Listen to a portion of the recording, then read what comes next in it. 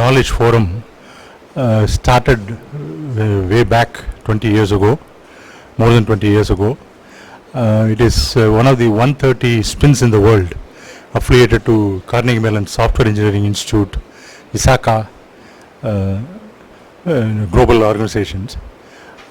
Spinn very actively encourages and propagates knowledge sharing, and mostly at the leading edge of the trends.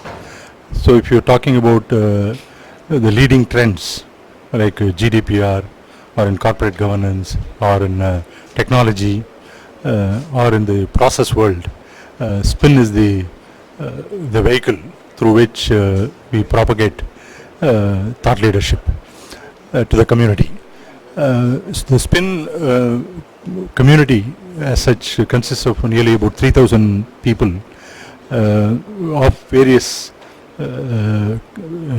profiles, including delivery managers from the IT industry, CXOs, chartered accountants, bankers, security consultants, HR professionals, sales and marketing experts, several startups, academia. So it is a very varied mixture of people. Some on the board of directors. So it has been a very active forum with monthly events. We have the annual conference. We have the Watts Humphrey Awards. We have various hackathons, various other initiatives through which we engage with the community.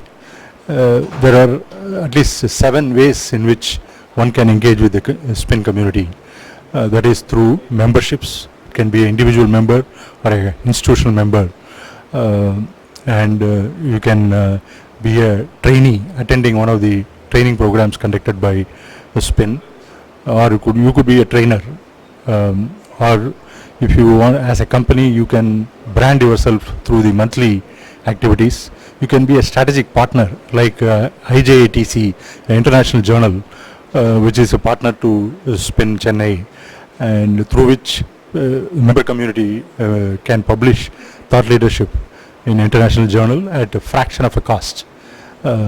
So there are multiple ways in which one can engage with Spinn. So one of the activities today, what we are here for is the corporate governance, the next generation with the digital. We have Mr. Jangu Dalal from GoViva, Mumbai, who is leading corporate governance consulting and platform firm.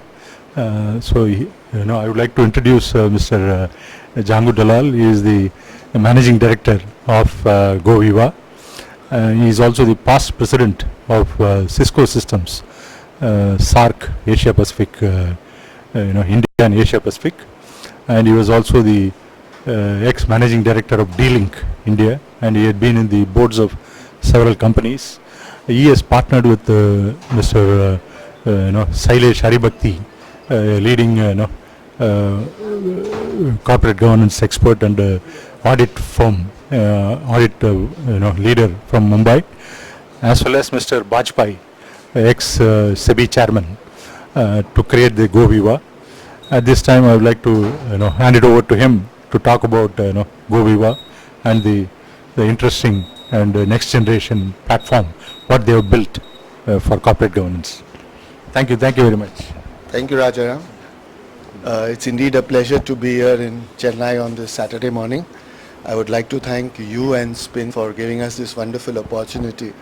I've been following Spinn for a while on the web, and I'm quite happy to know the very leading edge work which you all are doing in the field of technology and software, especially helping our Indian engineering teams and crowds be on the pace and in line with what's happening globally. And it's indeed a great pleasure to be with you this morning. As Rajaram rightly mentioned, we at GoViva, we've been founded by the three of us. Mr. Bajpai, who was quite a reformist when he was the chairman of SEBI, during the time when he introduced things like the T+2 settlement system in India. Our other partner is a gentleman called Mr. Shailesh Haribhakti, who runs a large audit practice called Haribhakti and Company, and he's also on the board of multiple corporations. and Rajaram was kind enough to introduce myself as well. What brought us together at Gaviva, the three of us, is the common passion we have for corporate governance. And there are multiple challenges that we ourselves saw in the Indian landscape. In fact, as most of us as Indians who read the press on a regular basis would have seen that in the last year and a half, there have been a lot of corporate mishaps as such. And a lot of investor wealth, economic wealth has got destroyed, whether it's some of the largest private sector banks in India or some large housing finance companies or one of our NBFCs or infrastructure companies or now even some airlines which are having some issues.